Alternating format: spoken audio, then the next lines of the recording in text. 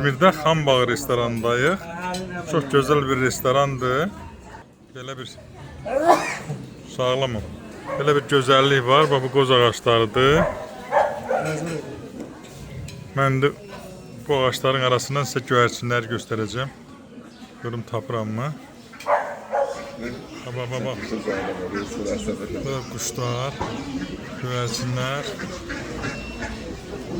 Necə də rahatdırlar, xoşbəxtdirlər. Nə zərərli adətləri var. Ətrafda gözəllik, yaşıllıq. Bilirsiniz. Ne telesi alır, ne telesi tutsunuz. Hayır oğlum, vermekte demiyorum. Ben derim onu... Göyərçinlərin bilirsiniz də bir xüsusiyyətini. Bunların xanımı öləndə, göyərçin dişisi öləndə erkəyi heç vaxt evlənmir və dərddən ölür. Bu qədər fikir, dərd çəkir ki, ölür. Bunların sevgisi belə əbədi olur.